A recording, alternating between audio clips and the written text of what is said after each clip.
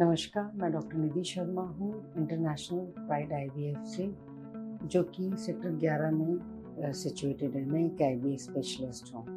आज हम बात करते हैं कि आईवीएफ की सक्सेस किस पे डिपेंड करती है, कौन कौन सी चीज़ों का हमें ध्यान रखना है। जब हम एक डिसाइड करते हैं कि आईवीएफ हमें कराना है, अब हमारे पास कोई ऑप्शन नहीं है, अब हमें आईवीएफ स्पेशलिस्ट चूज़ करना है और जगह चूज़ करनी है कि हमें अपना आईवीएफ कहाँ से कराना चाहिए। तो सबसे पहले आपको आईवीएफ सेंटर चूज़ करना है।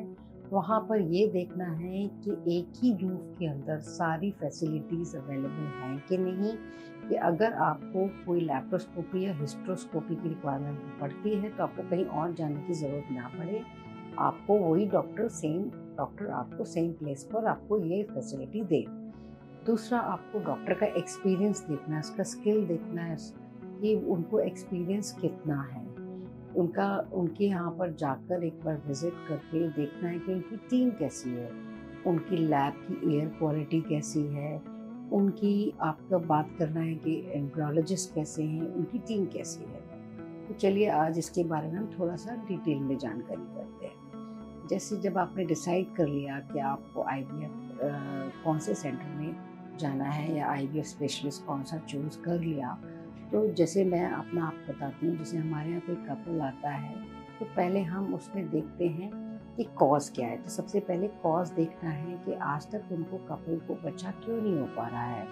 उस कॉज से रिलेटेड ही ट्रीटमेंट एक डिसाइड करना चाहिए और अकॉर्डिंगली उनके इंजेक्शंस स्टार्ट करने चाहिए। अगर किसी महिला की एज ज़्यादा है, AMH लो है, तो हम उसकी एग क्वालिटी कैसे बढ़ा सकते हैं और सक्सेसफुल आईवीएफ कैसे उनका कर सकते हैं उन्हीं के अपने एग से। तो इसके बारे में डॉक्टर को एक प्लान तैयार करना चाहिए और अकॉर्डिंगली जाना चाहिए। जैसे आप बताया कि आईवीएफ के बारे में 8 से 10 इंजेक्शन लगते हैं और उससे एग निकाले जाते हैं। तो एग की क्वालिटी अगर अच्छी है तो एम्ब्रियो की क्वालिटी भी अच्छी हो सकती है और फिर सक्सेसफुल आईवीएफ एक हो सकता है। अब हम बात करते हैं स्पर्म के बारे में। अगर स्पर्म की क्वालिटी अच्छी नहीं है या काउंट कम है, मोटिलिटी अच्छी नहीं है, तो हम आईवीएफ कन्वेंशनल आईवीएफ की जगह इक्सी मेथड से यूज़ करके हम उसको उनकी प्रेगनेंसी दे सकते हैं। तीसरा आता है कि हम पेशेंट को सक्सेसफुल आईवीएफ के लिए एक डाइट प्लान दें कि आपको प्री आईवीएफ डाइट क्या लेनी है। कम से कम 2 से 3 महीने पहले आपको एक सेंटर या डॉक्टर आपको एक प्लान बताते हैं कि आपको कैसी डाइट लेनी है।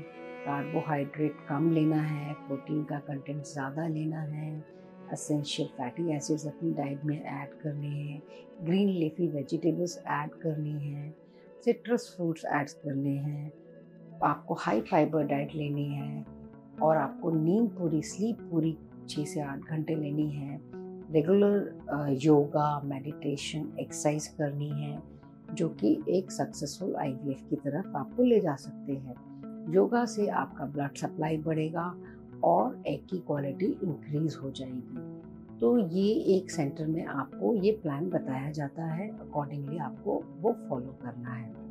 और सक्सेसफुल आईवीएफ के लिए आपके जो भी बच्चा डालने या एम्ब्रियो ट्रांसफ़र से पहले कोई पॉलिप है, एडिनोमाइसिस है या ब्लड सप्लाई कम है या कोई सिस्ट है, उसको ट्रीट करना चाहिए हिस्ट्रोलैप्रोस्कोपी के द्वारा।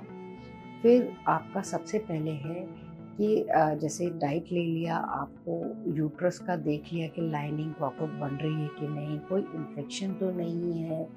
ये सब देखते हुए ही डॉक्टर एम्ब्रियो ट्रांसफ़र करते हैं। तो ये आपको एक और सक्सेस की तरफ ले जा सकता है। फिर आता है आपका कि आपने एम्ब्रियो ट्रांसफ़र के बाद प्रॉपरली आपने मेडिसिन्स ली हैं कि नहीं, जैसे डॉक्टर ने एडवाइस की हैं टाइम टू टाइम आपको मेडिसिन लेनी है। अब जो सक्सेसफुल आईवीएफ है उसमें एक चीज़ और इम्पॉर्टेंट है, जैसे मैंने बताया कि एम्ब्रियोलॉजिस्ट कौन है, डॉक्टर की स्किल कितनी है, आपको एम्ब्रियो कौन से ट्रांसफ़र हुए थे, 1 हुआ था कि 2 हुआ था, डे 3 था कि ब्लास्टोसिस्ट था, कितना, और जो आपका एम्ब्रियो ट्रांसफ़र हुआ था वो स्मूथ था या वो डिफ़िकल्ट था। कि आपको एम्ब्रियो ट्रांसफ़र के दौरान कोई ब्लीडिंग तो नहीं हुई या डिफ़िकल्टी तो नहीं हुई। ये भी एक सक्सेसफुल आईवीएफ के लिए ये एक ध्यान में रखने वाली बात है। और जो फोर्थ चीज़ है वो है लैब की एयर क्वालिटी क्या है, लैब मॉड्यूलर है कि नहीं है, वहाँ पे एम्ब्रियोलॉजिस्ट कैसे हैं, उनके सक्सेस रेट क्या है, डॉक्टर का, एम्ब्रियोलॉजिस्ट का, सेंटर का, और जो आपका जो एम्ब्रियो बनाया वो किस थ्रू, आईवीएफ के थ्रू बनाया, इक्सी के थ्रू बनाया, और कैसा मीडिया यूज़ किया, उसकी क्वालिटी मीडिया की क्या थी। फ्रोज़न एम्ब्रियो ट्रांसफ़र हुए, फ्रेश एम्ब्रियो ट्रांसफ़र हुए, आपका हार्मोनल इम्बैलेंस जो रहा थायराइड का या प्रोलैक्टिन बढ़ा रहा, उसका पहले ट्रीटमेंट किया कि नहीं, पीसीओडी था उसको कंट्रोल करके किया कि नहीं, ये सब चीज़ें एक सक्सेसफुल आईवीएफ के आपको ले जाती हैं।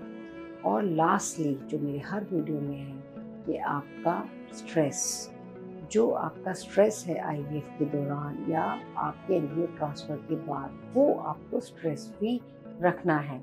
ये आपको एक और सक्सेसफुल की आईवीएफ की तरह ये स्ट्रेस जो फैक्टर है आपको छोड़ना पड़ेगा और ये आपको एक सक्सेसफुल आईवीएफ की तरफ ले जाएगा। आपको मेरा वीडियो कैसा लगा, इसके रिगार्डिंग आपको कोई भी जानकारी चाहिए तो नीचे दिए गए कमेंट बॉक्स में आप पूछ सकते हैं या नंबर पे कॉल कर सकते हैं। मैं और मेरी टीम इसके रिगार्डिंग आपके कोई भी क्वेश्चंस होंगे इनका आंसर करेंगे। धन्यवाद।